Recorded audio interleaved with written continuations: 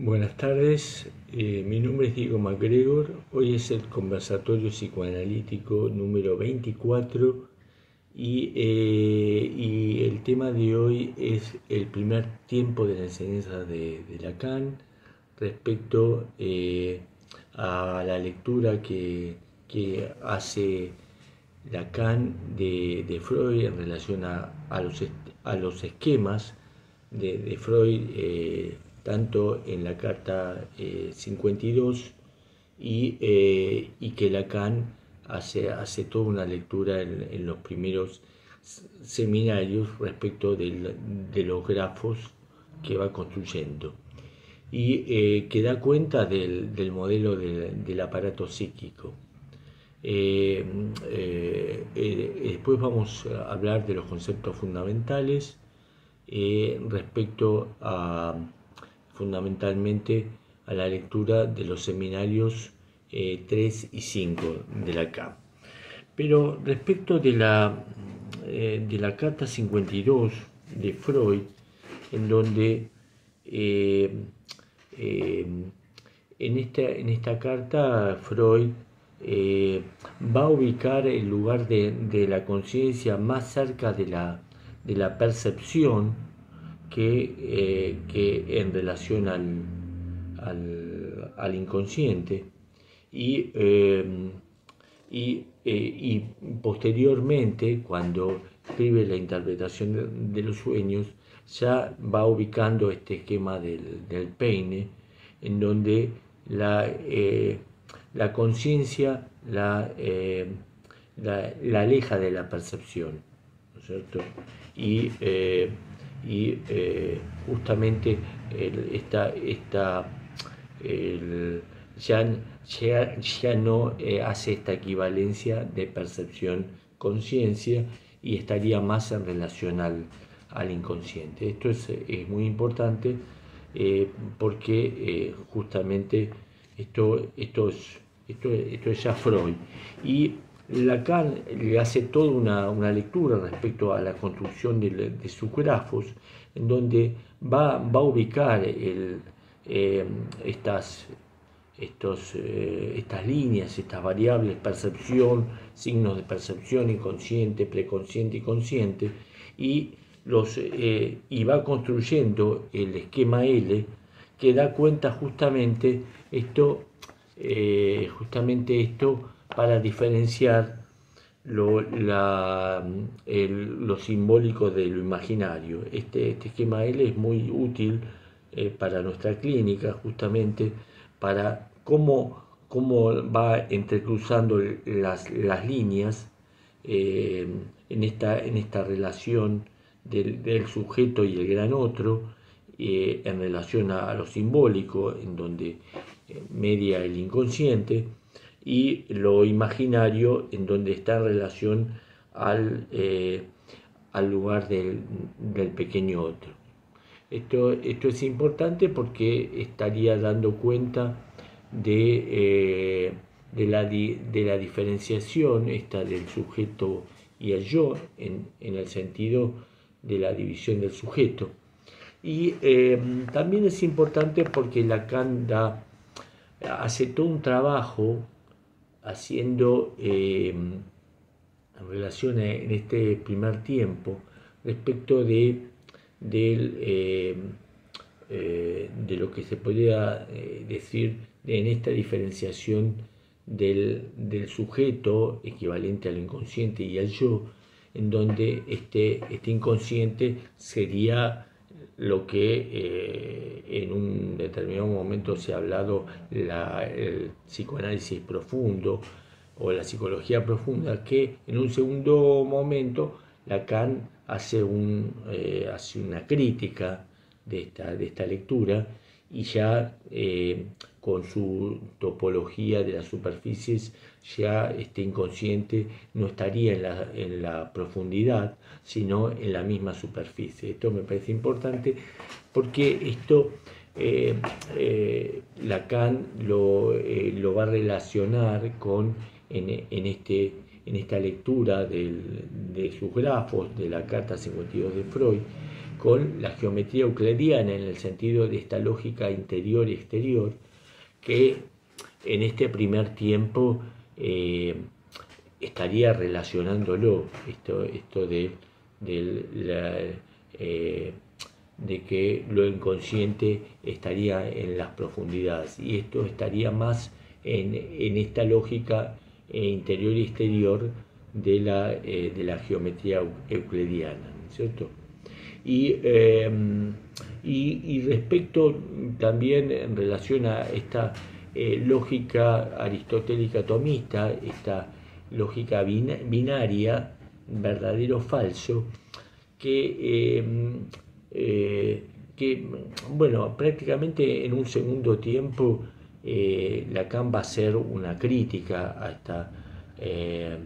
a esta lógica verdadero-falso en relación al inconsciente, pero en este primer tiempo hay algo importante que va a decir Lacan, en donde el lugar de la verdad está la equivocación, y tiene que ver con lo inconsciente, que de alguna manera está también criticando a la lógica aristotélica, pero en un segundo momento le hace una crítica mucho más argumentativa respecto a la lógica aristotélica.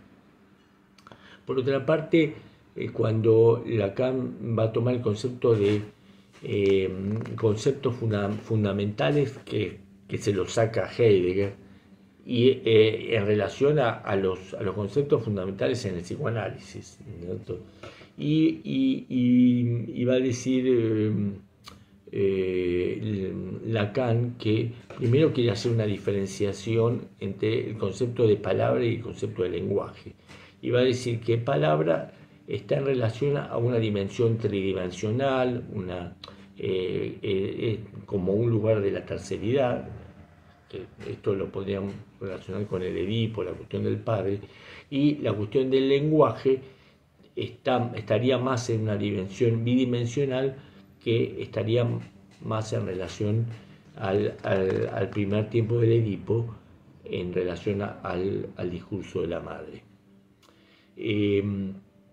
Por otra parte, Lacan va a decir que en este primer tiempo el objetivo del análisis de la neurosis está en relación a la búsqueda del sentido, del sentido que está oculto, que está secreto. Y en esta formulación, cuando dice que el significante representa un sujeto para otro significante, o que el sujeto es un efecto del significante, en donde ese sujeto nace en el espacio del gran otro. Por otra parte, otro de las fórmulas, de los conceptos fundamentales que acuña Lacan, es que el inconsciente es el discurso del otro, que el inconsciente es lenguaje, o equivalente del discurso del otro como deseo del otro. Por otra parte, respecto a los mecanismos fundamentales, nos va a hablar del primer tiempo de la represión primaria, que esto está en Freud, que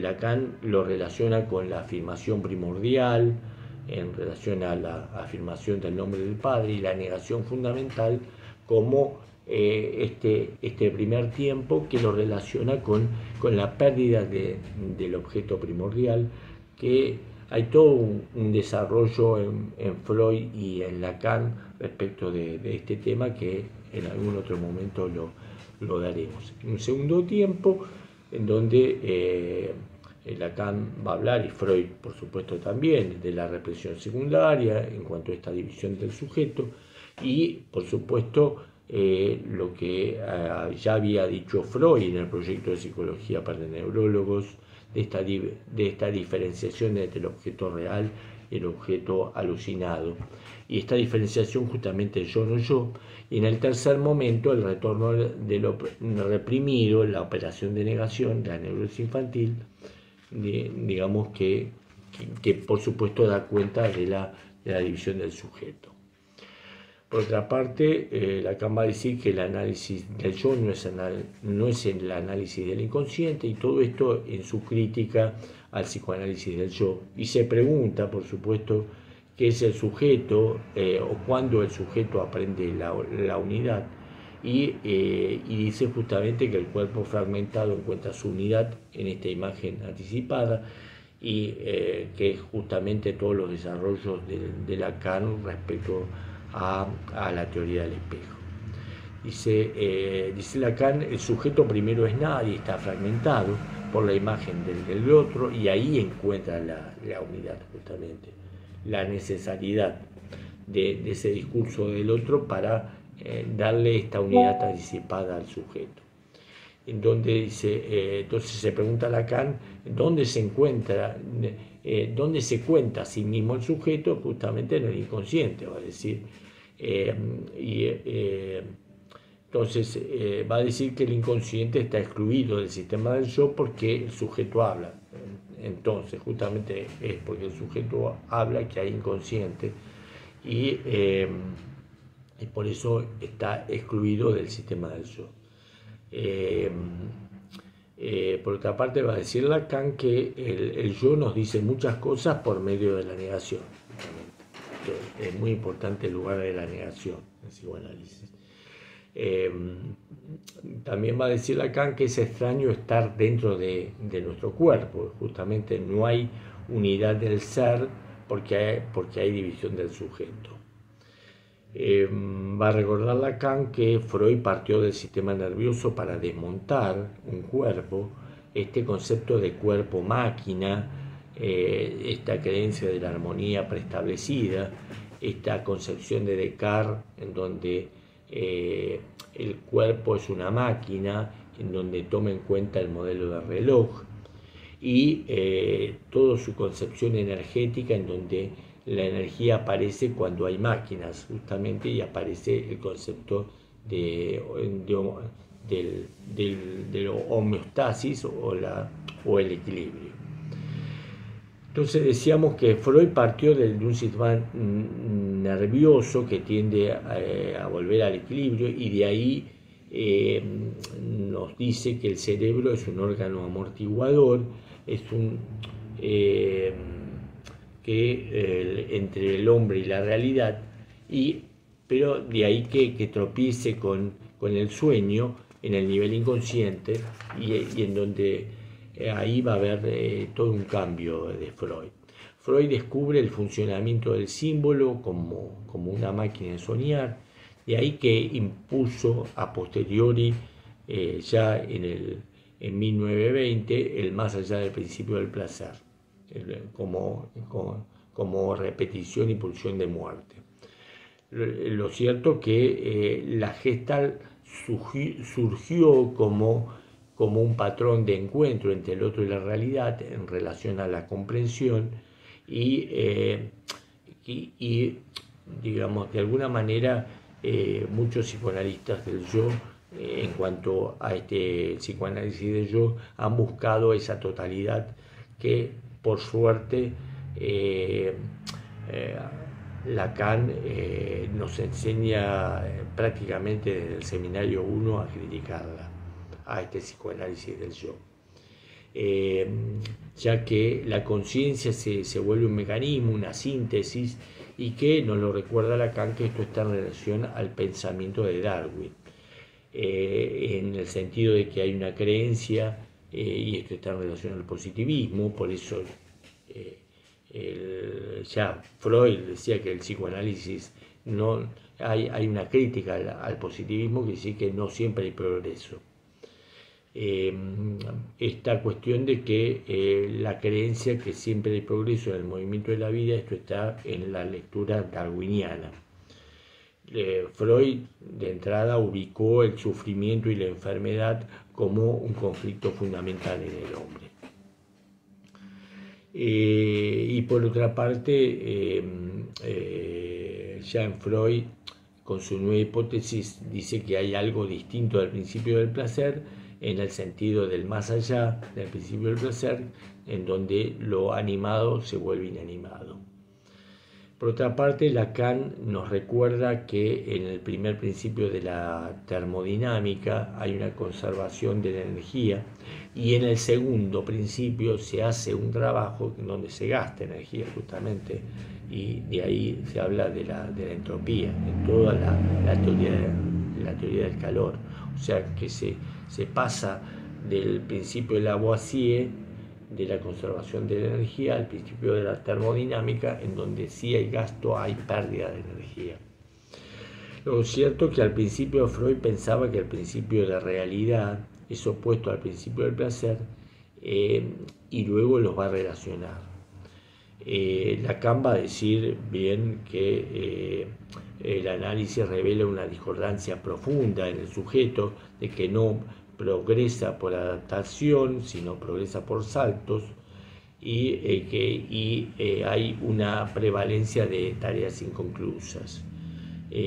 Justamente aconseja, cuídense de no comprender demasiado, y dice que el pasado reproduce el presente y hay una repetición obstinada. Esto ya lo dice ya desde el seminario 1. Por otra parte, nos va a recordar, importante, esto ya lo dice en el seminario 2, que el inconsciente es el discurso del otro, y entonces justamente Lacan dice: soy uno de los eslabones, es el discurso de mi padre, en tanto que cometió falta que estoy condenado a repetir, soy parte de la cadena del discurso. Muy importante esto respecto a esta definición que está en relación al concepto fundamental ya en el seminario 2. Y dice Lacan que esta necesidad de repetición nos lleva al más allá del principio del placer y se reintroduce en el registro del lenguaje por la función del símbolo, que participa de la pulsión de muerte.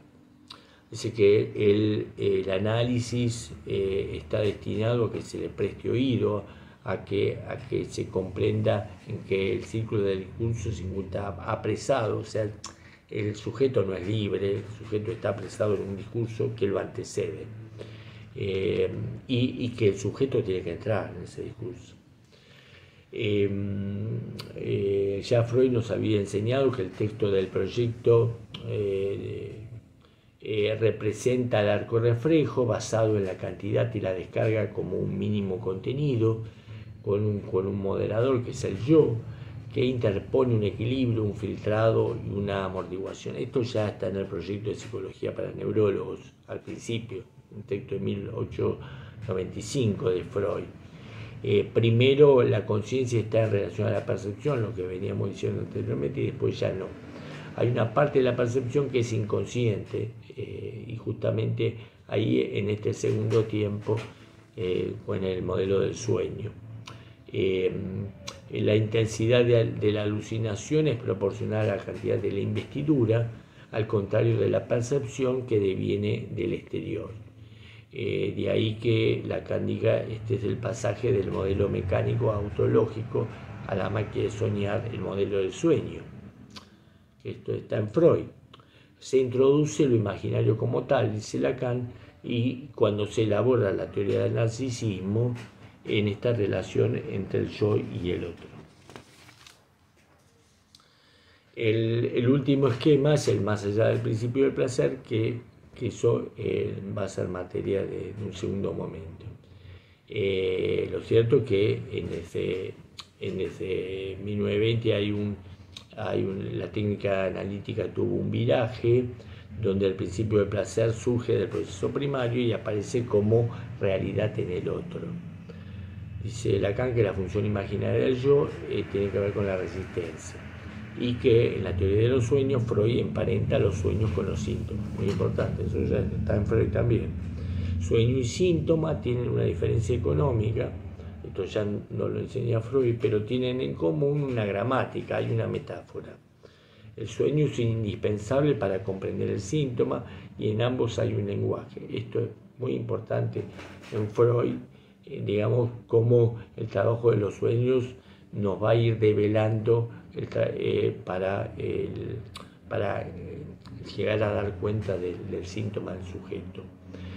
Dice Lacan que cuando habla del sueño, Freud nos introduce en la cuestión del olvido, tan importante, y dice que este olvido no se produce de cualquier modo. Hay un más allá del principio del placer, en los sueños de angustia, un automatismo de repetición. Esto que se ve en la clínica. La censura forma parte del discurso y en el sentido de la resistencia del yo.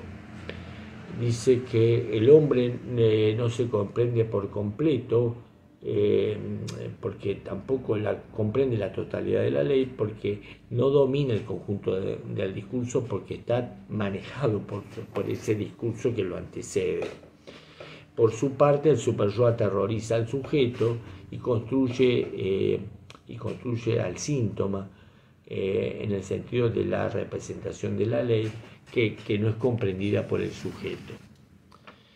Entonces dice que se trata de la relación del sujeto con la ley en su conjunto, donde hay una resistencia en la censura, como hay una resistencia en la transferencia. Lo cierto es que Freud introduce el orden temporal, lo progresivo y lo regresivo en relación al sueño, y de ahí la manifestación alucinatoria en relación al deseo. Freud, cuando habla del olvido de los sueños, apela a la censura como forma especial de resistencia, a diferencia de la resistencia como la que se opone al trabajo analítico. Dice Lacan que la actitud del soñante con sus sueños es peculiar porque no siempre es placentera, esto está en Freud, y siempre algunas veces le da angustia. De ahí la idea de descentración del sujeto.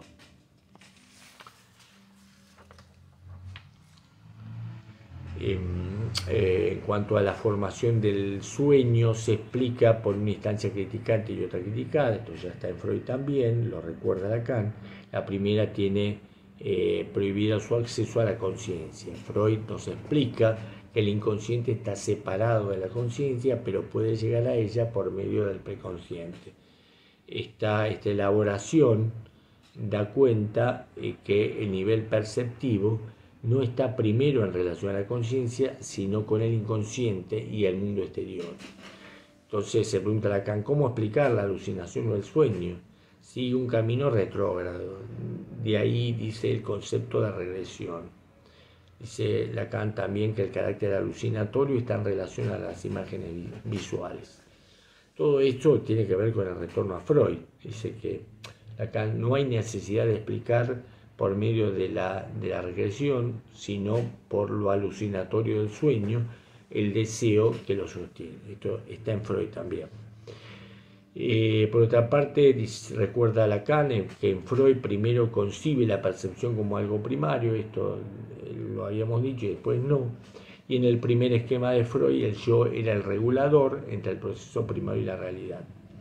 Entonces hay un pasaje del esquema del proyecto al de los sueños y después a la teoría del narcisismo en el sentido de las relaciones con el mundo exterior.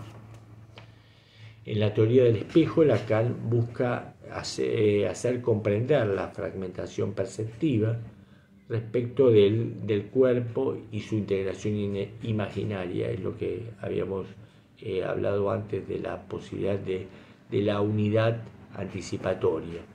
Dice Lacan que hay dos operaciones, tener un sueño e interpretarlo. En esta última interviene el analista. Dice Freud que la clave del sueño es la misma que la neurosis y de la cura. Esto nos lo recuerda Lacan, que está en Freud. Dice también Lacan que el sueño está más allá del ego y es el inconsciente. Y lo importante es que el sueño lo que muestra es que los síntomas se producen en la corriente de la palabra que intenta pasar del inconsciente hacia la conciencia. Freud dice que de la etapa del sueño pasa al narcisismo, que nos permite comprender la relación entre el mundo humano y el mundo animal. En este sentido, el estadio del espejo da cuenta de que las percepciones del hombre están fragmentadas, anárquicas, y que su unidad es la imagen del cuerpo, que se concibe en forma anticipada. Bueno, dejamos acá y los espero para el próximo conversatorio. Gracias.